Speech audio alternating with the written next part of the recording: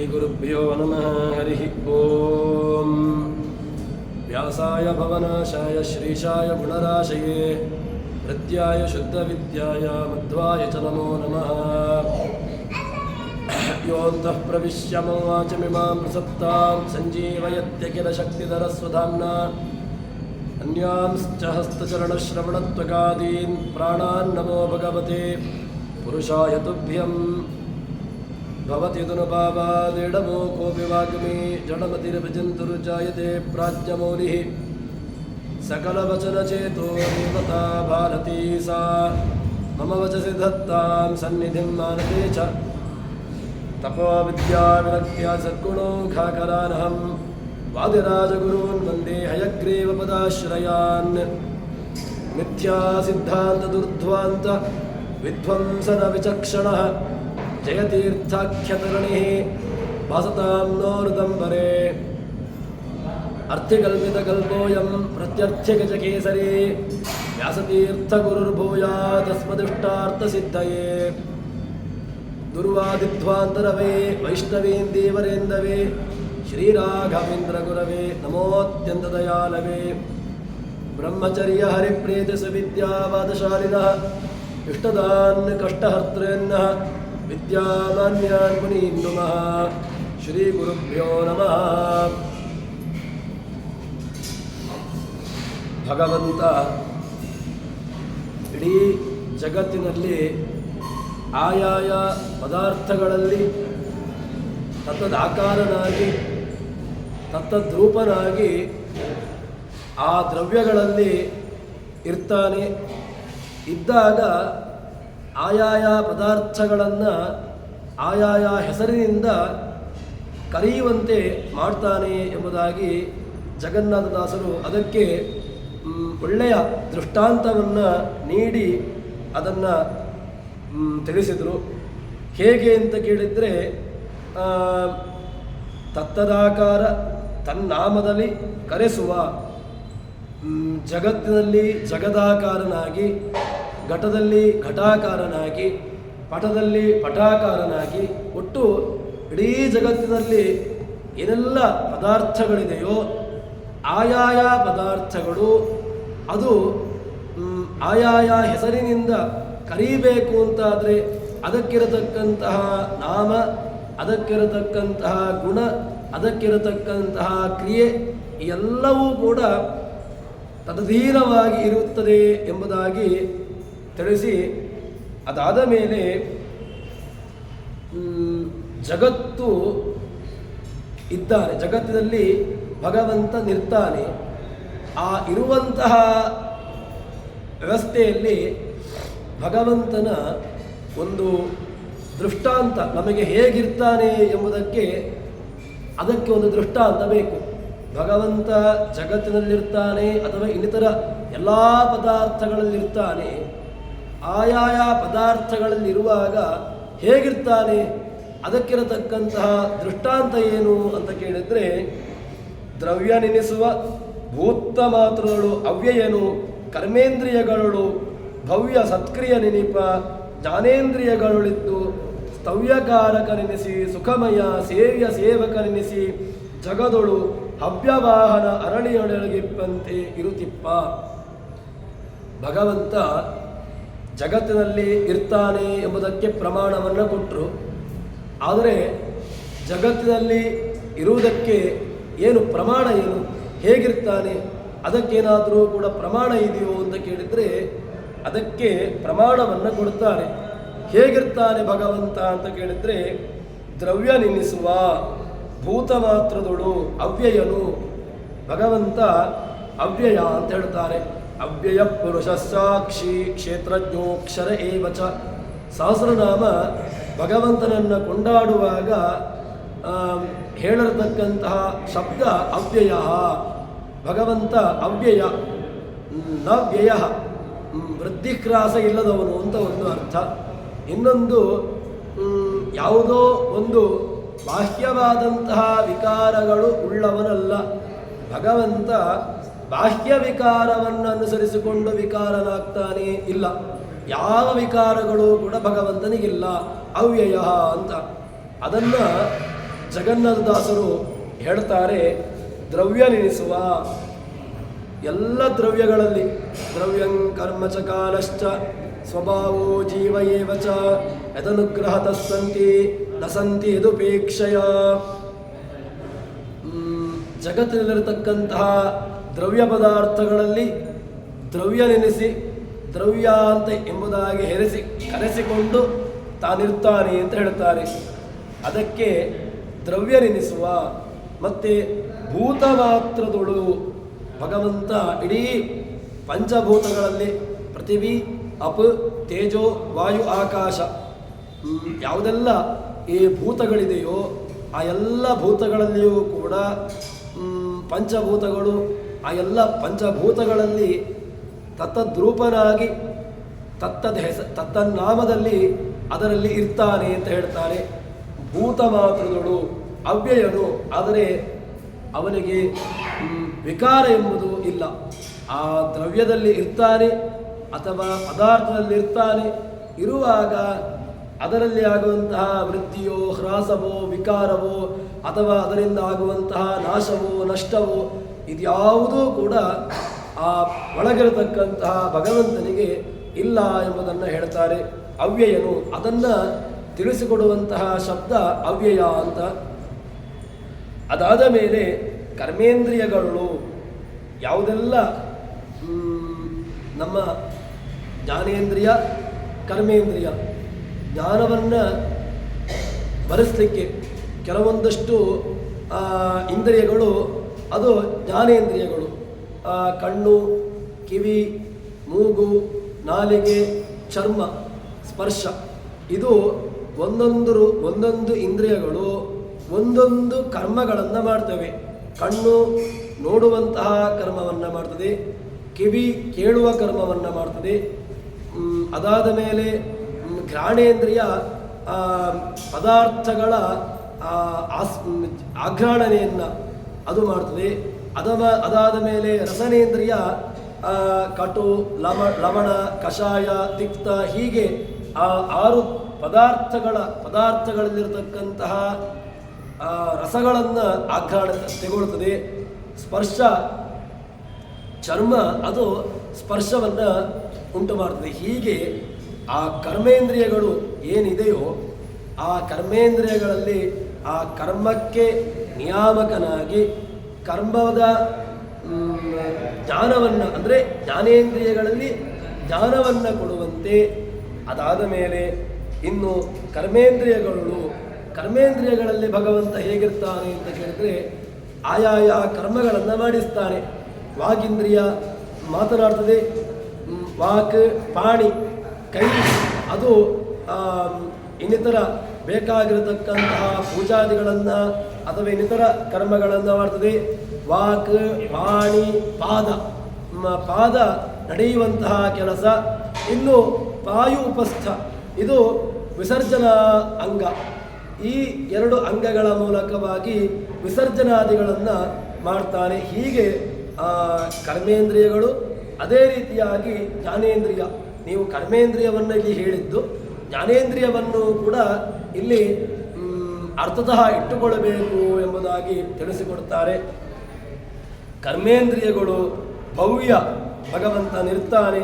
ಇದ್ದುಕೊಂಡು ಹೇಗಿರ್ತಾನೆ ಅಂತ ಕೇಳಿದ್ರೆ ಕ್ರಿಯಾ, ಎಲ್ಲ ಇಂದ್ರಿಯಗಳಲ್ಲಿ ಕ್ರಿಯಾಶಾಲಿತ್ವ. ಭಗವಂತ ಕ್ರಿಯೆಯನ್ನು ಕೊಡ್ತಾನೆ, ಇಲ್ಲದಿದ್ದರೆ ನಿಷ್ಕ್ರಿಯನಾಗಿ ಬಿಡ್ತಾನೆ.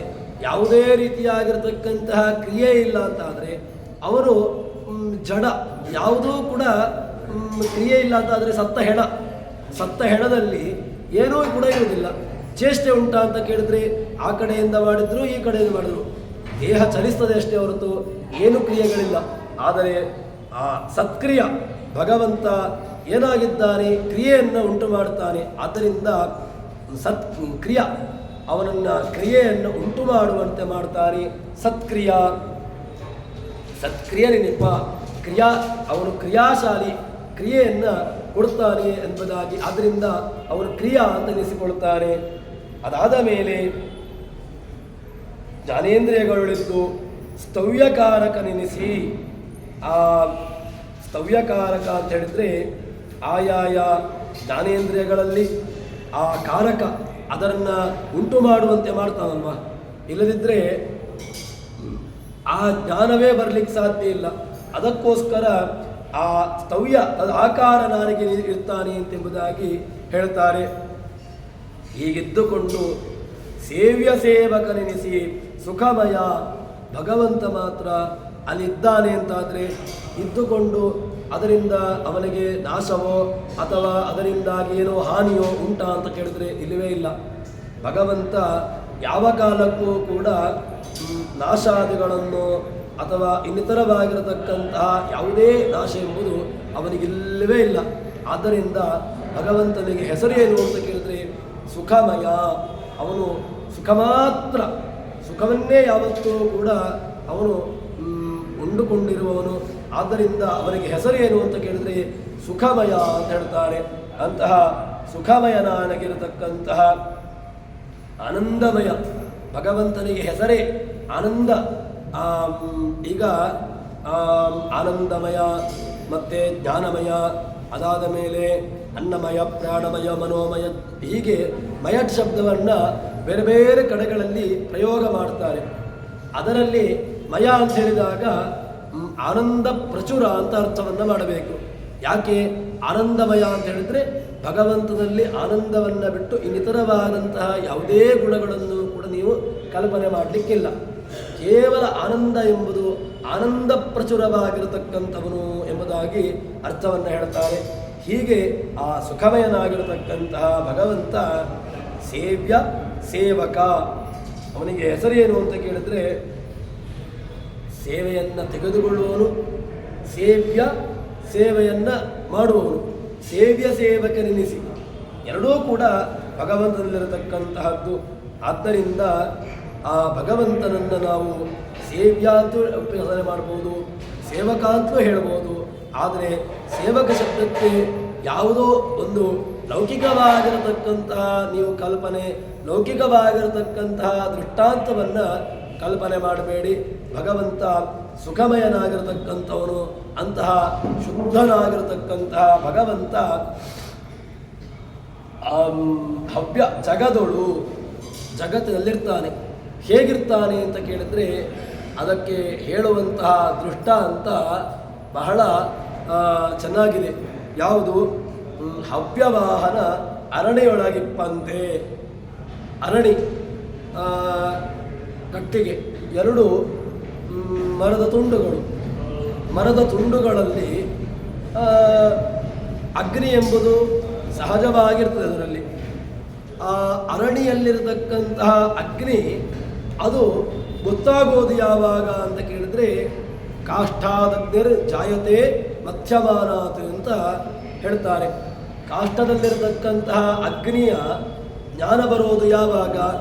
ಅಗ್ನಿಯನ್ನು ಮಥನ ಮಾಡಬೇಕು. ಅಂದರೆ ಕಾಷ್ಠದಲ್ಲಿರತಕ್ಕಂತಹ ಕಾಷ್ಠವನ್ನು ನೀವು ಅದನ್ನು ತಿಕ್ಕಿದಾಗ ಅದರಿಂದ ಬೆಂಕಿ ಎಂಬುದು ಉತ್ಪತ್ತಿಯಾಗ್ತದೆ. ಅದೇ ರೀತಿಯಾಗಿ ಜಗತ್ತಿನಲ್ಲಿ ಭಗವಂತನ ಇರುವಿಕೆಯ ಜ್ಞಾನ ಬರುವುದು ಯಾವಾಗ ಅಂತ ಕೇಳಿದ್ರೆ ಭಗವಂತನನ್ನು ನಾವು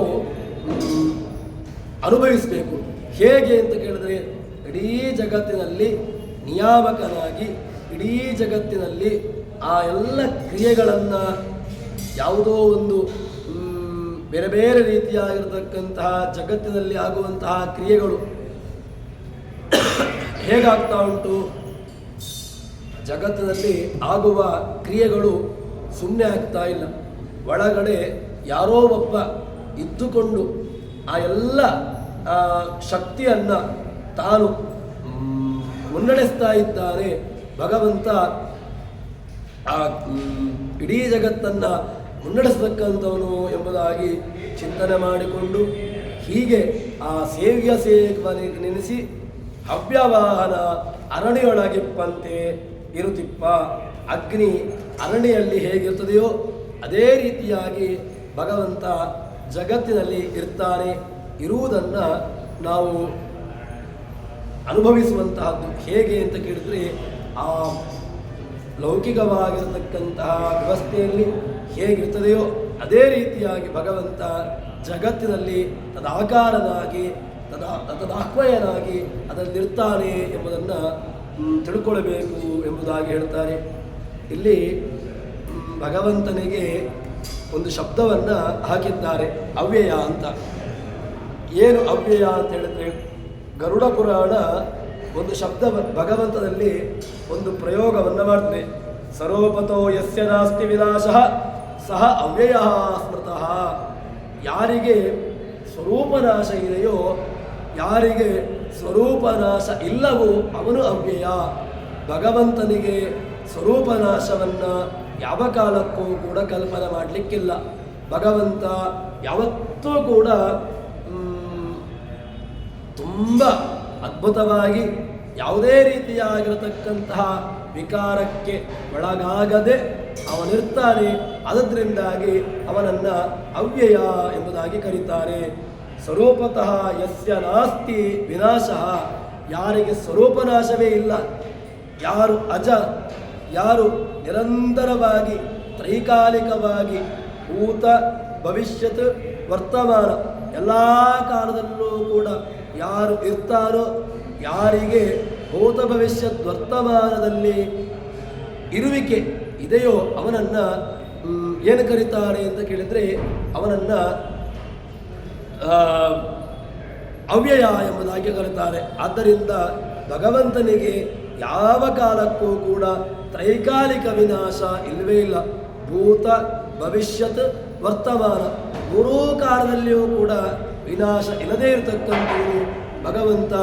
ಆದ್ದರಿಂದ ಭಗವಂತನಿಗೆ ಅವ್ಯಯ ಎಂಬುದಾಗಿ ಹೇಳ್ತಾರೆ. ಹೀಗೆ ಅವ್ಯಯನು ಅವನನ್ನು ಅವ್ಯಯ ಎಂಬಂತಹ ಶಬ್ದದಿಂದಾಗಿ ಅವನನ್ನು ಶಾಸ್ತ್ರಗಳು, ಪುರಾಣಗಳು, ಉಪನಿಷತ್ತುಗಳು, ಎಲ್ಲ ವೇದಗಳು ಕೂಡ ಆಮ್ನಾಯಗಳು ಭಗವಂತನನ್ನು ಕರೆದಿರತಕ್ಕಂತಹದ್ದು ಎಂಬುದಾಗಿ ಹೇಳ್ತಾರೆ.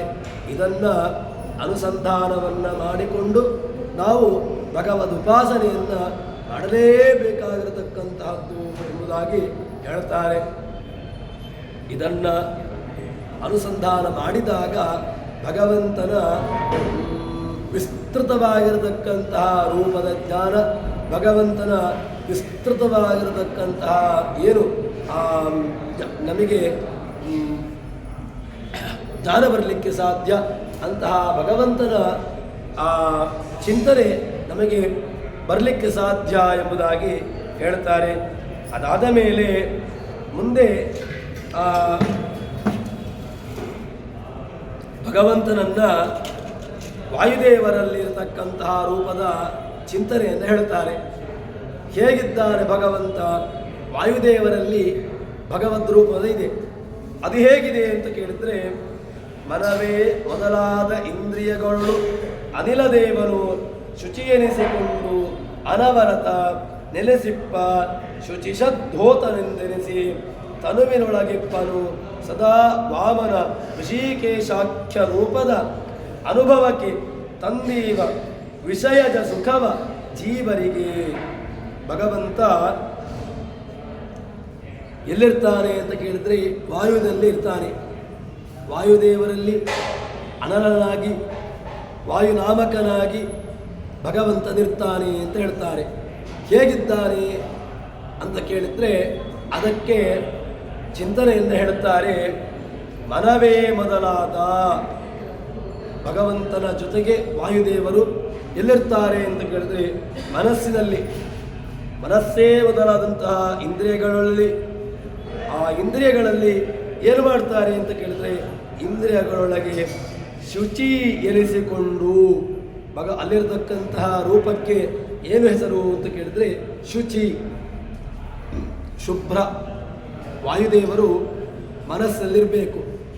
ಮನಸ್ಸು ಯಾವ ಕಾರಣಕ್ಕೋಸ್ಕರ ನಮ್ಮಲ್ಲಿ ಅದು ಹಾಳಾಗುವಂತಹದ್ದು ಅಥವಾ ಇನ್ನಿತರವಾಗಿರತಕ್ಕಂತಹ ವಿಷಯದ ಕಡೆಗೆ ಹೋಗುವುದು ಯಾಕೆ ಅಂತ ಕೇಳಿದರೆ, ಎಲ್ಲಿ ಯಾವ ಮನಸ್ಸಿನಲ್ಲಿ ಭಗವತ್ ಚಿಂತನೆ, ವಾಯುವಿನ ಚಿಂತನೆ ಇರೋದಿಲ್ವೋ ಆವಾಗ ಮನಸ್ಸು ಹಾಳಾಗ್ತದೆ. ವಾಯುದೇವರ ಅಧಿಪತಿಯಾಗಿರತಕ್ಕಂತಹ ಭಗವಂತ ಇದರ ಚಿಂತನೆಯನ್ನು ಮನಸ್ಸಿನಲ್ಲಿ ಇಟ್ಟುಕೊಂಡಾಗ ಏನಾಗ್ತದೆ? ವಾಯುವಿನ ಹೆಸರು ಏನು ಅಂತ ಕೇಳಿದರೆ ಪವಮಾನ ಅಂದರೆ ಶುದ್ಧಿಗೊಳಿಸುವಂತಹದ್ದು ಅಂತ ಅರ್ಥ. ಯಾರು ಇದ್ದದ್ರಿಂದಾಗಿ ದೇಹ ಶುಚಿಯಾಗಿರ್ತದೋ, ದೇಹ ಶುಚಿಯಾಗಿರುವುದು ಯಾವಾಗ? ದೇಹ ಸುಮ್ಮನೆ ಶುಚಿಯಾಗಿರೋದಿಲ್ಲ. ಸ್ನಾನವನ್ನು ಮಾಡಿದಾಗ ಶುಚಿಯಾಗ್ತದೆ ಅಂತ ಹೇಳಿದರೆ, ಸ್ನಾನ ಮಾಡಿದಾಗ ಬಾಹ್ಯ ಶೌಚವಾಯಿತು. ಸ್ನಾನ ಮಾಡಿದ್ದರಿಂದಾಗಿ ಬಾಹ್ಯ ಶೌಚ ಹೌದು ಒಪ್ಪಿಕೊಳ್ಬೋದು. ಆದರೆ ಆಂತರಿಕ ಶೌಚ ಯಾವಾಗ? ಆಂತರಿಕವಾಗಿರತಕ್ಕಂತಹ ಶುದ್ಧಿ ಯಾವಾಗ ಅಂತ ಕೇಳಿದರೆ, ಒಂದು ಬಾಹ್ಯ ಶೌಚವನ್ನೇ ಇಟ್ಟುಕೊಳ್ಳುವ. ವಾಯುದೇವರು ಇದ್ದಾಗ ದೇಹ ಶುಭ್ರ, ವಾಯುದೇವರು ಹೋದ ಮೇಲೆ ದೇಹ ಎಂಬುದು ಮೈಲಿಗೆಯಾಯಿತು. ಯಾಕೆ? ವಾಯುದೇವರಿದ್ದದ್ರಿಂದಾಗಿ ದೇಹದಲ್ಲಿ ಗೌರವ, ದೇಹಕ್ಕೆ ಪುರಸ್ಕಾರ. ವಾಯುದೇವರು ಹೋದ ಮೇಲೆ, ಪ್ರಾಣದೇವರು ಹೋದ ಮೇಲೆ, ಭಗವಂತ ಹೋದ ಮೇಲೆ ದೇಹ ಎಂಬುದು ಅಪವಿತ್ರವಾಯಿತು. ದೇಹವನ್ನು ಯಾವ ಕಾಲಕ್ಕೂ ಕೂಡ ವರ್ಷಾನುಗಟ್ಟಲೆ ಇಟ್ಟುಕೊಳ್ಳುವುದಿಲ್ಲ. ಯಾಕೆ? ಅದರಲ್ಲಿರತಕ್ಕಂತಹ ಸನ್ನಿಧಾನ ಇದ್ದಾಗ, ಅಂದರೆ ವಾಯುದೇವರಿದ್ದರು, ಭಗವಂತನಿದ್ದ, ಅದರಿಂದಾಗಿ ಏನಿತ್ತು ಅದರಲ್ಲಿ ಶುಚಿ ಅಂತ ಕರೀತಾರೆ. ಅದನ್ನು ಪವನ ಅಂತ ಕರೀತಾರೆ, ಅದನ್ನು ಪವಮಾನ ಅಂತ ಕರೀತಾರೆ. ಅದಕ್ಕೆ ಗೌರವ, ಪುರಸ್ಕಾರ ಎಲ್ಲವೂ ಸಿಗ್ತದೆ. ಯಾವಾಗ ದೇವರು, ಪ್ರಾಣದೇವರು ಹೊರಟು ಹೋದರು, ಆವಾಗ ದೇಹದಲ್ಲಿ ಯಾವುದೇ ಗೌರವ ಪುರಸ್ಕಾರಗಳು, ಯಾವುದೇ ರೀತಿಯಾಗಿರತಕ್ಕಂತಹ ಒಂದು ಮನ್ನಣೆಗಳು ಸಿಗೋದಿಲ್ಲ. ಅದಕ್ಕೋಸ್ಕರ ಶುಚಿ ಅಂತ ಹೆಸರು ವಾಯುದೇವರಿಗೆ. ಶುಚಿ ಅಂದರೆ ಶುಭ್ರ ಅಂತ ಅರ್ಥ. ಈ ಮನಸ್ಸು ಮೊದಲಾದಂತಹ ಇಂದ್ರಿಯಗಳು ಶುಭ್ರವಾಗಿರಬೇಕು, ಯಾವುದೇ ರೀತಿಯಾಗಿರತಕ್ಕಂತಹ ಮಾಲಿನ್ಯತೆಯನ್ನು ಹೊಂದಬಾರದು ಅಂತ ಹೇಳಿದರೆ ವಾಯುದೇವರಿರಬೇಕು, ದೇವರಿರಬೇಕು ಅಂತ ಹೇಳ್ತಾರೆ. ಆದ್ದರಿಂದ ವಾಯುಸ್ಥ ಅದಕ್ಕೆ ಪ್ರಮಾಣವನ್ನು ಕೂಡ ಕೊಡ್ತಾರೆ. ವಾಯುಸ್ಥ ಶುಚಿಷ ಸ್ಮೃತಃ, ವಾಯುವಿನಲ್ಲಿರತಕ್ಕಂತಹ ರೂಪ ಶುಚಿಷತ್, ಶುಚಿ. ಭಗವಂತನಿಗೆ ವಾಯುರೂಪದಲ್ಲಿರತಕ್ಕಂತಹ ಭಗವಂತನಿಗೆ ಶುಚಿ ಎಂಬುದಾಗಿ, ಶುಭ್ರ ಎಂಬುದಾಗಿ ಹೆಸರು ಎಂಬುದಾಗಿ ಹೇಳ್ತಾರೆ. ಅದಾದ ಮೇಲೆ ಆ ಭಗವಂತ ಅಲ್ಲಿರ್ತಾನೆ, ಇದ್ದುಕೊಂಡು ಮುಂದೆ ಶುಚಿ ಎನಿಸಿಕೊಂಡು ಅನವರತ ನೆಲೆಸಿಪ್ಪ. ಶುಚಿಷದ್ ಹೋತ, ಈ ದೇಹದಲ್ಲಿ ಹೋತೃನಾಮಕನಾಗಿ, ಅಂದರೆ ಹವನವನ್ನು ಸರ್ವೇಂದ್ರಿಯಗಳಲ್ಲಿ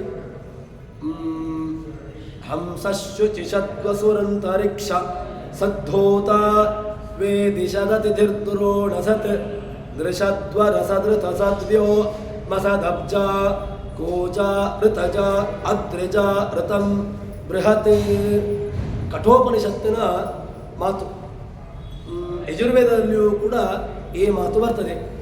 ಭಗವಂತನಿಗೆ ಹೋತೃ ಹವನವನ್ನು ಮಾಡುವವನು. ಯಾವುದು? ಯಾಕೆ ಅಂತ ಕೇಳಿದರೆ, ಇಂದ್ರಿಯಗಳಲ್ಲಿರ್ತಾನೆ ಅಲ್ವಾ, ಇಂದ್ರಿಯಗಳಲ್ಲಿದ್ದುಕೊಂಡು ಭಗವಂತ ಏನು ಮಾಡ್ತಾನೆ? ಕಣ್ಣೆಂಬಂತಹ ಇಂದ್ರಿಯದಲ್ಲಿ ನೋಡ್ತಾನೆ, ಕಿವಿ ಎಂಬ ಇಂದ್ರಿಯದಲ್ಲಿ ಕೇಳ್ತಾನೆ, ಘ್ರಾಣೇಂದ್ರಿಯದಲ್ಲಿ ಆಘ್ರಾಣೆಯನ್ನು ಮಾಡ್ತಾನೆ, ರಸನೇಂದ್ರಿಯದಲ್ಲಿ ರಸವನ್ನು ಸ್ವೀಕಾರ ಮಾಡ್ತಾನೆ, ತ್ವಗೀಂದ್ರಿಯದಲ್ಲಿ ಸ್ಪರ್ಶವನ್ನು ಮಾಡ್ತಾನೆ, ಇನ್ನು ವಾಗೀಂದ್ರಿಯದಲ್ಲಿ ಮಾತನ್ನು ಆಡ್ತಾನೆ, ವಾಕ್ ಪಾಣಿ ಕೈಯಿಂದಾಗಿ ಪೂಜಾದಿಗಳನ್ನು, ಪೂಜೆಗೆ ಬೇಕಾಗಿರತಕ್ಕಂತಹ ದ್ರವ್ಯಗಳನ್ನು ಅದನ್ನು ಒಟ್ಟು ಮಾಡ್ತಾನೆ. ಇನ್ನು ಕಾಲಿನಲ್ಲಿ ದೇವತಾ ಪರ್ಯಟನೆ, ದೇವತಾ ಪ್ರದಕ್ಷಿಣೆ ಇತ್ಯಾದಿಗಳನ್ನು ಮಾಡ್ತಾನೆ. ಹೀಗೆ ಇನ್ನು ವಿಸರ್ಜನಾಂಗದಲ್ಲಿ ಪಾಯುಪಸ್ಥಗಳಲ್ಲಿ ವಿಸರ್ಜನೆಯನ್ನು ಮಾಡ್ತಾನೆ. ಹೀಗೆ ಒಂದೊಂದು ಇಂದ್ರಿಯಗಳಲ್ಲಿ ಒಂದೊಂದು ರೀತಿಯಾಗಿರತಕ್ಕಂತಹ ಆನಂದವನ್ನು ಪಡ್ತಾನೆ. ಕಣ್ಣಿನಿಂದ ನೋಡಿದಾಗ ಆನಂದ, ಕಿವಿಯಿಂದ ಯಾವುದೋ ಒಳ್ಳೆಯ ರೀತಿಯಾಗಿರತಕ್ಕಂತಹ ಸಂಗೀತವೋ ಅಥವಾ ಇನ್ನಿತರ ಯಾವುದೋ ಒಂದನ್ನು ಕೇಳಿದಾಗ ಆನಂದ, ಇನ್ನು ರಸನೇಂದ್ರಿಯಕ್ಕೆ ಯಾವುದೋ ಸಿಹಿಯಾಗಿರತಕ್ಕಂತಹ ಪದಾರ್ಥವನ್ನು ಹಾಕಿದ್ರಿಂದಾಗಿ ಆನಂದ. ಇನ್ನು ಘ್ರಾಣೇಂದ್ರಿಯಕ್ಕೆ ಸುಗಂಧಭರಿತವಾಗಿರತಕ್ಕಂತಹ ಗಂಧದ ಆಘ್ರಾಣೆಯಿಂದ ಆನಂದ, ಯಾವುದೋ ಸ್ಪರ್ಶೇಂದ್ರಿಯಕ್ಕೆ ಮುಟ್ಟುವಿಕೆಯಿಂದ ಆನಂದ, ಹೀಗೆ ಒಂದೊಂದು ಇಂದ್ರಿಯಗಳಿಗೆ ಒಂದೊಂದರಿಂದಾಗಿ ಆನಂದ. ಎಲ್ಲ ಆನಂದವನ್ನು ಕೊಡುವವನು, ಸ್ವೀಕಾರ ಮಾಡುವನು, ಎರಡೂ ಕೂಡ ಅಲ್ಲಿ ಒಂದೊಂದು ರೂಪದಿಂದಾಗಿ ಇರ್ತಾನೆ ಅವನು. ಯಾಕೆ? ಎಲ್ಲ ಇಂದ್ರಿಯಗಳಲ್ಲಿ ತತ್ತದ್ ರೂಪನಾಗಿ, ತತ್ತದ್ ಆಕಾರನಾಗಿ, ತತ್ತದ್ ಎಲ್ಲ ರೀತಿಯಾಗಿರತಕ್ಕಂತಹ ಆ ಸ್ವೀಕಾರ ಮಾಡುವವನು ಅವನಾದದ್ರಿಂದಾಗಿ ಅದಕ್ಕೆ ಹೋತೃ ಅಂತ ಹೆಸರು ಅವನಿಗೆ. ಹೋತ ಎಲ್ಲ ರೀತಿಯಾಗಿರತಕ್ಕಂತಹ ಅವನವನ್ನು ಆ ಇಂದ್ರಿಯಗಳಲ್ಲಿ ಮಾಡುವಂತಹ ಕ್ರಿಯೆಗಳನ್ನು ತಾನು ಸ್ವೀಕಾರ ಮಾಡ್ತಾನೆ. ಅದರಿಂದಾಗಿ ಅವನಿಗೆ ಹೆಸರು ಹೋತ.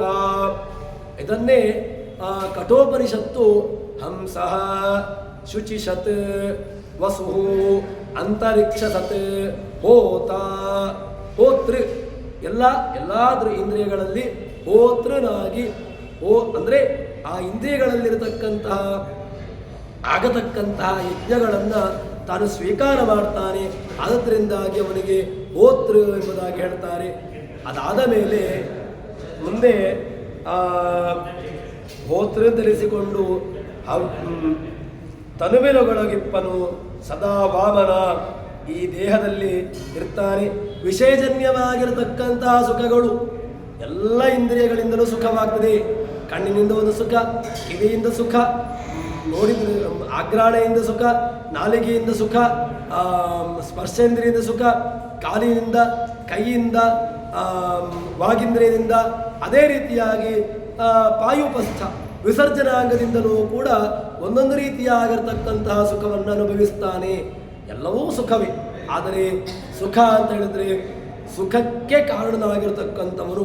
ಆ ಸುಖ ಯಾಕಾಯಿತು, ಯಾಕೆ ಎಲ್ಲರಿಗೂ ಕೂಡ ಆಗ್ತದ ಅಂತ ಕೇಳಿದ್ರೆ, ಕಣ್ಣಿಲ್ಲದವನಿಗೆ, ಕಿವಿ ಕೇಳದವರಿಗೆ, ಕೈಯಿಲ್ಲದವರಿಗೆ, ಕಾಲಿಲ್ಲದವರಿಗೆ, ಇವರಿಗೆ ಆಯಾಯ ಇಂದ್ರಿಯಜನ್ಯವಾಗಿರತಕ್ಕಂತಹ ಸುಖದ ಅಭಾವ ಇದೆ.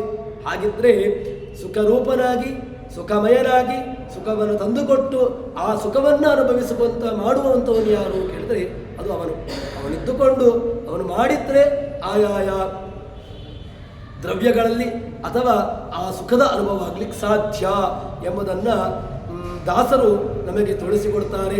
ಆದ್ದರಿಂದ ಅವನಿಗೆ ಹೆಸರು ಏನು ಅಂತ ಕೇಳಿದ್ರೆ ಹೋತ, ಹೋತೃ. ಇದನ್ನು ನಾವು ನಮ್ಮ ಇಂದ್ರಿಯಗಳು ಪಟುವಾಗಿರಬೇಕು. ಇಂದ್ರಿಯಗಳು ಪಟುವಾಗಿರಬೇಕು ಅಂತ ಕೇಳಿದ್ರೆ ಕಾಲು ನಡಿಲಿಕ್ಕಾಗಬೇಕು, ಕೈ ಎತ್ತಲಿಕ್ಕಾಗಬೇಕು, ಕಿವಿ ಕೇಳಿಸುವಂತೆ ಇರಬೇಕು. 40 ವರ್ಷಕ್ಕೆ, 50 ವರ್ಷಕ್ಕೆ, 60 ವರ್ಷಕ್ಕೆ ಕೈಕಾಲುಗಳೇ ತಮ್ಮ ಶಕ್ತಿಯನ್ನು ಕಳೆದುಕೊಳ್ಳುವಂತೆ ಆಗಬಾರದು.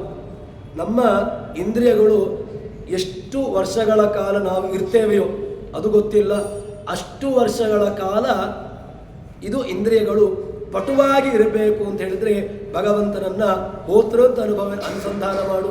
ಭಗವಂತ ಎಲ್ಲ ಇಂದ್ರಿಯಗಳಲ್ಲಿ ಇದ್ದುಕೊಂಡು ತಾನು ಶಕ್ತಿಯನ್ನು ನೀಡುತ್ತಾನೆ, ನೀಡುವವನು, ಪ್ರೇರಕನು ಎಂಬುದಾಗಿ ಅವನನ್ನು ಅನುಸಂಧಾನ ಮಾಡಿದರೆ ನಮ್ಮ ಇಂದ್ರಿಯಗಳು ತತ್ತದ ಆಕಾರವಾಗಿ ತತ್ತದ ವಿಷಯಗಳನ್ನು ಸ್ವೀಕಾರ ಮಾಡ್ತದೆ ಎಂಬುದನ್ನು ತಿಳಿಸ್ತಾರೆ. ಆದ್ದರಿಂದ ಈ ಎಲ್ಲ ಸರ್ವೇಂದ್ರಿಯಾಭಿಮಾನಿಸ್ತಃ ಮುಖ್ಯ ಪ್ರಾಣಸ್ಥ ವಿಷ್ಣುನ ಪ್ರೇರಿತಃ ಶ್ರೀಶತುಷ್ಟ್ಯರ್ಥಂ ಕರಿಷ್ಯೇ ಕರ್ಮಚಾಖಿಲಂ. ಇದು ನಮ್ಮ ನಿತ್ಯದ ಪ್ರಾರ್ಥನೆ ಆಗಬೇಕು. ಏನು ನಿತ್ಯ ಪ್ರಾರ್ಥನೆ? ಸರ್ವೇಂದ್ರಿಯಾಭಿಮಾನಿಸ್ತಃ, ಸರ್ವೇಂದ್ರಿಯಾಭಿ ಯಾವುದೆಲ್ಲ ಇಂದ್ರಿಯಗಳಿದೆಯೋ ಆ ಎಲ್ಲ ಇಂದ್ರಿಯಾಭಿಮಾನಿ ದೇವತೆಗಳು ಯಾರೇ ಇರಲಿ, ಜಯಂತ, ಶನೀಶ್ಚರ, ಧರ, ಇಂದ್ರ, ಎಲ್ಲ ದೇವತೆಗಳಲ್ಲಿ ಸರ್ವೇಂದ್ರಿಯಾಭಿಮಾನಿಸ್ತಃ ಅವರು ಸ್ವತಂತ್ರರಾಗಿದ್ದಾರೋ ಅಂತ ಕೇಳಿದರೆ ಇಲ್ಲ. ಮುಖ್ಯ ಪ್ರಾಣಸ್ಥ ವಿಷ್ಣುನ, ಮುಖ್ಯ ಪ್ರಾಣಸ್ಥ ಪ್ರಾಣೇ ತಿಷ್ಠತೀತಿ ಪ್ರಾಣಸ್ಥಃ, ಪ್ರಾಣದಲ್ಲಿದ್ದುಕೊಂಡು ಪ್ರಾಣ ಪ್ರೇರಕನಾಗಿ ಭಗವಂತ ಆಯಾಯ ಕರ್ಮಗಳನ್ನು ಮಾಡಿಸ್ತಾನೆ. ಮುಖ್ಯ ಪ್ರಾಣಸ್ಥ ವಿಷ್ಣುನ ಪ್ರೇರಿತ, ಪ್ರಾಣೇನ ಪ್ರೇರಿತ, ವಿಷ್ಣುನ ಪ್ರೇರಿತ. ಎರಡೂ ಕೂಡ ಮುಖ್ಯ. ಪ್ರಾಣನೂ ಬೇಕು ಮತ್ತು ವಿಷ್ಣುವು ಭಗವಂತನೂ ಬೇಕು. ಒಬ್ಬರು ಇಲ್ಲ ಅಂತಾದರೂ ಕೂಡ ಆಗೋದಿಲ್ಲ. ಆದ್ದರಿಂದ ಪ್ರಾಣ ಅದೇ ರೀತಿಯಾಗಿ ಭಗವಂತ ಇಬ್ಬರ ಪ್ರೇರಣೆಯಿಂದಾಗಿ ಎಲ್ಲ ರೀತಿಯಾಗಿರತಕ್ಕಂತಹ ಕ್ರಿಯೆಗಳು ಅದಾಗಬೇಕು. ಆಗಿಕೊಂಡು ಏನಾಗಬೇಕು, ಆ ಎಲ್ಲ ಕರ್ಮಗಳು ಕೂಡ ಯಾರಿಗೆ ಅರ್ಪಿತವಾಗಬೇಕು ಅಂತ ಕೇಳಿದ್ರೆ ಯಾರ್ಯಾರಿಗೂ ಅರ್ಪಿತವಾಗಬಾರದು. ಆ ಇಂದ್ರಿಯಗಳಲ್ಲಿ ಆಗುವಂತಹ ಕ್ರಿಯೆಗಳು ಭಗವತ್ ಪ್ರೇರಣೆಯ ಭಗವತ್ ಪ್ರೀತ್ಯರ್ಥಂ ಭಗವತ್ ಸೇವಾಕ್ಯಂ ಭಗವತ್ ಪೂಜಾಕ್ಯಂ ಎಂಬುದಾಗಿ ಈ ನಮ್ಮ ಚಿಂತನೆಯಲ್ಲಿರಬೇಕು. ಹೀಗಿದ್ದುಕೊಂಡು ಸದಾ ವಾಮನ ರೂಪ ಋಷಿಕೇಶ ಇಂದ್ರಿಯಗಳನ್ನು ಪಟುವಾಗಿರಬೇಕು ಅಂತಾದರೆ ಭಗವಂತ ಋಷಿಕೇಶಾಯ ನಮಃ ಋಷಿಕೇಶಾಯ ನಮಃ ಋಷಿಕೇಶಾಯ ನಮಃ ಅಂತ ಹೇಳಿಕೊಂಡು ನಿತ್ಯದಲ್ಲೂ ಕೂಡ ಒಂದು 10 ಬಾರಿ ಸ್ಮರಣೆ ಮಾಡುವ ಮೂಲಕವಾಗಿ ಋಷಿಕಗಳಿಗೆ ಅಧಿಪತಿಯಾಗಿರತಕ್ಕಂತಹ ಇಂದ್ರಿಯ ನಿಯಾಮಕನಾಗಿರತಕ್ಕಂತಹ ಭಗವಂತನನ್ನು ಚಿಂತನೆ ಮಾಡಬೇಕು. ಚಿಂತನೆ ಮಾಡಿಕೊಂಡು ಋಷಿಕೇಶಾಖ್ಯ ರೂಪದ ಅನುಭವಕ್ಕೆ ತಂದೀವ, ಅನುಭವವನ್ನು ತರಿಸ್ತಾನೆ. ಆ ಎಲ್ಲ ಇಂದ್ರಿಯಗಳಲ್ಲಿದ್ದುಕೊಂಡು ಅನುಭವವನ್ನು ಭರಿಸ್ತಾನೆ. ಭರಿಸುವಾಗ ವಿಷಯದ ಸುಖವ ಜೀವನಿಗೆ. ಆದರೆ ವಿಷಯದಿಂದ ಆಗುವಂತಹ ಸುಖ ಯಾರಿಗೆ ಕೊಡ್ತಾನೆ ಅಂತ ಕೇಳಿದರೆ ತತ್ತ ಜೀವರಾಶಿಗಳಿಗೆ ಅದರ ಅನುಭವ ಆಗುವಂತೆ ಮಾಡ್ತಾನೆ. ಮೊದಲಿಗೆ ಹೇಳಿದಲ್ವ, ಜೀವನಿಗೆ ಆ ಸುಖದ ಅನುಭವ ಆಗ್ತದೆ. ಎಲ್ಲ ಇಂದ್ರಿಯಗಳ ಸುಖವೂ ಕೂಡ ಜೀವನಿಗೇನೆ ಹೊರತು ಆ ಭಗವಂತನಿಗೆ ಉಂಟಾ ಅಂತ ಕೇಳಿದ್ರೆ ಭಗವಂತನಿಗೆ ಯಾವುದೂ ಕೂಡ ಸುಖದ ಅನುಭವ ಬೇಕಾಗಿಯೇ ಇಲ್ಲ. ಯಾಕೆ? ಭಗವಂತನಿಗೆ ಹೆಸರೇ ಅಂತಹದ್ದು ಏನು? ಅವನಿಗೆ ಈ ಉಪನಿಷತ್ತುಗಳು, ಅವನಿಗೆ ಪುರಾಣಗಳು, ವೇದಗಳು, ಆಮ್ನಾಯಗಳು ಅವನಿಗೆ ಕೊಟ್ಟಿರತಕ್ಕಂತಹ ಹೆಸರೇನು ಅಂತ ಕೇಳಿದ್ರೆ ಅವನಿಗೆ ಯಾವುದೋ ವಿಶೇಷಜನ್ಯವಾಗಿರತಕ್ಕಂತಹ ಸುಖವನ್ನು ಭಗವಂತನಿಗೆ ಹೇಳಲೇ ಇಲ್ಲ. ಆದ್ದರಿಂದ ವಿಶೇಷ ಸುಖವನ್ನು ಜೀವನಿಗೆ ಆಗುವಂತೆ ಮಾಡ್ತಾನೆ ಎಂಬುದಾಗಿ ಹೇಳ್ತಾರೆ. ಇದನ್ನು ತಿಳಿಸಿದ ಮೇಲೆ ಈ ಎಲ್ಲ ರೂಪಗಳನ್ನು ನಾವು ಚಿಂತನೆ ಮಾಡಬೇಕು. ಚಿಂತನೆ ಮಾಡುವ ಮೂಲಕವಾಗಿ ಭಗವಂತ ಎಲ್ಲ ರೀತಿಯಾಗಿರತಕ್ಕಂತಹ ಅನುಗ್ರಹಕ್ಕೆ ಕಾರಣನಾಗಿದ್ದಾನೆ ಎಂಬುದನ್ನು ಹೇಳಿ, ಅದಾದ ಮೇಲೆ ಮುಂದೆ ದಾಸರು ಹೇಳುವಂತಹದ್ದು ಇದಕ್ಕೆ ಪ್ರಮಾಣವನ್ನು ಕೂಡ ಕೊಡ್ತಾರೆ. ಏನು ಅಂತ ಕೇಳಿದ್ರೆ, ಮುಖ್ಯಕರ್ತ ಸ್ವತಂತ್ರತ್ವ ಸರ್ವೇಷಾಂ ಕರ್ಮಣಾಮಹಂ ನ ಕಿಂಚಿನ್ ಅದೃತೆ ಕಶ್ಚಿತ್ ಕರ್ಮ ಯತ್ಕರ್ತುಮೀಹತೆ ಸ್ಥಿತ್ವಾ ಭಕ್ತ ಶರೀರಾದೋ ಸ್ವಯಮೇವ ಸಮರ್ಚತೆ. ಎಲ್ಲ ಕರ್ಮಗಳು, ಎಲ್ಲ ಕೆಲಸಗಳು ಇದು ಆಗುವುದು ಎಲ್ಲಿಂದ, ಆಗುವುದು ಯಾರಿಂದ, ಹೇಗೆ ಅಂತ ಕೇಳಿದರೆ ಮುಖ್ಯ ಪ್ರಾಣಶಕ್ತಿ, ಪ್ರಾಣ ಎಂಬುದನ್ನು ಚಿಂತನೆ ಮಾಡಿ ಪ್ರಾಣನ ಅನುಗ್ರಹ, ಪ್ರಾಣನ ಶಕ್ತಿಯಿಂದಾಗಿ ಆಗ್ತದೆ ಎಂಬುದಾಗಿ ಹೇಳ್ತಾರೆ. ಅದಾದ ಮೇಲೆ ಮುಂದೆ ತಾತ್ಪರ್ಯ ನಿರ್ಣಯದ ಮಾತನ್ನು ಕೂಡ ನಾವು ಚಿಂತನೆ ಮಾಡಬೇಕು. ಏನು ಅಂತ ಕೇಳಿದ್ರೆ ತಾತ್ಪರ್ಯ ನಿರ್ಣಯದಲ್ಲಿ ಮಹಾಭಾರತದ ವಿಷಯವನ್ನು ಹೇಳುವಾಗ ಆಚಾರ್ಯರು ಹೇಳ್ತಾರೆ. ಏನು ಅಂತ ಕೇಳಿದ್ರೆ, ಹಠಾಚ್ಚ ಕರ್ಮಾಣಿ ಭವಂತಿ ಕರ್ಮಜೋ ಯತ್ನೋ ಯಥೋ ಹಠಕರ್ಮ ಪ್ರಯೋಕ್ತ ವಿನಾಯತ್ನಂ ನ ಹಠೋ ನಾಪಿ ಕರ್ಮಫಲಪ್ರದೋ ವಾಸುದೇವೋಖಿಲಸ್ಯ. ಅಖಿಲಸ್ಯ ಕರ್ಮಣಃ ಕರ್ಮ ಅಖಿಲ ಕರ್ಮ ಫಲಪ್ರದ ಕಹ ಕರಿಷ್ಯತಿ ಅಂತ ಕೇಳಿದರೆ, ಎಲ್ಲ ಕರ್ಮಗಳು ಕೂಡ ಫಲಪ್ರದವಾಗಬೇಕು ಅಂತಾದರೆ ಅದು ಯಾರಿಂದ, ಯಾರ ಅನುಗ್ರಹದಿಂದ ಅಂತ ಕೇಳಿದರೆ ವಾಸುದೇವ ಕರೋತಿ. ಯಾರು? ವಾಸುದೇವ ಒಳಗಿದ್ದುಕೊಂಡು ಎಲ್ಲ ಕರ್ಮಗಳನ್ನು ಕೂಡ ಫಲಪ್ರದನಾಗುವಂತೆ ಮಾಡ್ತಾನೆ. ಹೇಗೆ ಅಂತ ಕೇಳಿದರೆ, ಒಬ್ಬ ರೈತ ಅವನು ಯಾವುದೋ ಒಂದು ಭತ್ತವನ್ನು ಮಾಡಬೇಕು ಅಂತ ಹೇಳಿಕೊಂಡು ಸಂಕಲ್ಪ ಮಾಡ್ತಾನೆ. ನಾನು ಭತ್ತ ಬೆಳೀಬೇಕು ಅಂತ. ಭತ್ತವನ್ನು ಬೆಳೀಬೇಕು ಅಂತ ಆದರೆ ಅಕ್ಕಿಯನ್ನು ಕೊಂಡೋಗಿ ಹಾಕಿದರೆ ಆಗೋದಿಲ್ಲ. ಅಕ್ಕಿಯನ್ನು ಗದ್ದೆಗೆ ಕೊಂಡೋಗಿ 1 ಕ್ವಿಂಟಾಲ್ ಅಕ್ಕಿಯನ್ನು ಕೊಂಡೋಗಿ ಭತ್ತವನ್ನು ಗದ್ದೆಯಲ್ಲಿ ಹಾಕಿದ ತಕ್ಷಣ ಭತ್ತ ಆಗ್ತದ ಅಂತ ಕೇಳಿದರೆ ಸಾಧ್ಯವೇ ಇಲ್ಲ. ಮತ್ತು ಅದಕ್ಕಿರತಕ್ಕಂತಹ ಪ್ರೋಸೆಸ್ ಏನು ಕೇಳಿದರೆ ಏನು ಮಾಡಬೇಕು, ಭತ್ತ ಪರ್ಟಿಕ್ಯುಲರ್ ಆಗಿ ತಾನು ಭತ್ತವನ್ನೇ ಹಾಕಬೇಕು. ಆ ನೀರಲ್ಲಿ ನೆನೆಸಿ ಅದರಲ್ಲಿ ಮೊಳಕೆ ಇತ್ಯಾದಿಗಳು ಬಂದು ಆ ಭತ್ತವನ್ನು ವಪನ ಮಾಡಿದಾಗ, ಅಂದರೆ ಅವನು ಅದನ್ನು ಗದ್ದೆಯಲ್ಲಿ ಹಾಕಿದಾಗ ಅದರಿಂದಾಗಿ ಏನಾಗ್ತದೆ ಅಂತ ಕೇಳಿದರೆ ಕರ್ಮ ಫಲಪ್ರದ. ಆ ಭತ್ತ ಅಂಕುರವಾಗ್ತದೆ, ಅಂಕುರದಿಂದಾಗಿ ಅದು ಗಿಡವಾಗ್ತದೆ, ಗಿಡದಿಂದಾಗಿ ಅದರಲ್ಲಿ ಫಲ ಎಂಬುದು ಬರ್ತದೆ ಎಂಬುದಾಗಿ ಹೇಳ್ತಾರೆ. ಅದೇ ರೀತಿಯಾಗಿ ಕರ್ಮ ಫಲಪ್ರದವಾಗುವುದು ಯಾವಾಗ? ಎಲ್ಲವೂ ಕೂಡ ಫಲಪ್ರದವಾಗೋದಿಲ್ಲ. ಕೆಲವು ಸಂದರ್ಭದಲ್ಲಿ ಒಂದಷ್ಟು ಕೆಲಸವನ್ನು ಮಾಡ್ತಾನೆ, ಅದರಲ್ಲಿ ಏನು ಮಾಡಿದರೂ ಕೂಡ ಫಲವೇ ಸಿಗೋದಿಲ್ಲ. ಒಳ್ಳೆಯ ದೃಷ್ಟಾಂತ ರೇತೋ ಧಾತುರು ವಟಗಣಿಕ ಅಂತ ಹೇಳಿಕೊಂಡು ಒಂದಷ್ಟು ದೃಷ್ಟಾಂತವನ್ನು ಹೇಳ್ಬೋದು. ಎಲ್ಲ ಬೀಜಗಳು ಹೇಗೆ ಫಲಪ್ರದವಾಗುವುದಿಲ್ವೋ ಅಥವಾ ಬೇರೆ ಕಡೆಗಳಲ್ಲಿರ್ತಕ್ಕಂತಹ ಯಾವುದೋ ಒಂದು ಬೀಜವನ್ನು ಅಥವಾ ಇನ್ನಿತರ ಯಾವುದೋ ಒಂದು ವಿಷಯವನ್ನು ನೀವು ಕಲ್ಪನೆ ಮಾಡಿದ್ರೂ ಕೂಡ ಅದು ಶೀಘ್ರವಾಗಿ ನಮಗೆ ಉಪಕಾರವಾಗೋದಿಲ್ಲ. ನೀವು ಯಾವುದೇ ಲೌಕಿಕ ದೃಷ್ಟಾಂತವನ್ನು ಬೇಕಾದರೂ ಇಟ್ಟುಕೊಳ್ಳಿ.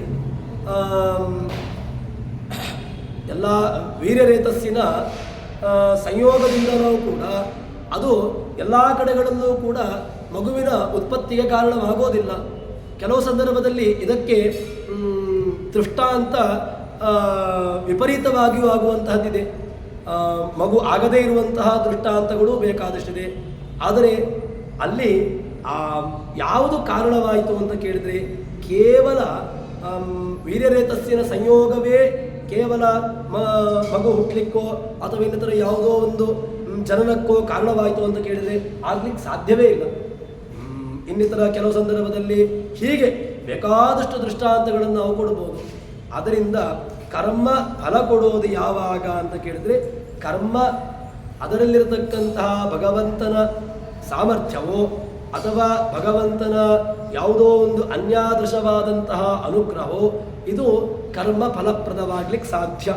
ಅಥವಾ ಆ ಮಗುವಿನ ಉತ್ಪತ್ತಿಯೋ ಹೀಗೆ ಬೀಜದ ಅಂಕುರಕ್ಕೋ ಇದು ಕಾರಣವಾಗ್ತದೆ ಅಂತ ಹೇಳಿಕೊಂಡು ಹೀಗೆ ಅನುಸಂಧಾನವನ್ನು ಮಾಡಬೇಕು.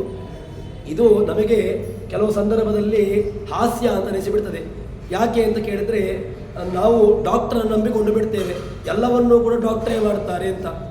ಆದರೆ ಡಾಕ್ಟ್ರಿಂದಲೂ ಕೂಡ ವೈದ್ಯರಿಂದಲೂ ಕೂಡ ಆಗದೇ ಇರತಕ್ಕಂತಹ ದೃಷ್ಟಾಂತಗಳು ಬೇಕಾದಷ್ಟಿದೆ. ಎಲ್ಲವೂ ಕೂಡ ದೇವರೇ ಮಾಡ್ತಾನೆ ಅಥವಾ ವೈದ್ಯರೇ ಮಾಡ್ತಾರೆ ಅಂತ ಹೇಳಿದರೆ ವೈದ್ಯರು ಕೂಡ ಕೊನೆಗೆ ಕೈ ಎತ್ತಿ ಬಿಡ್ತಾರೆ.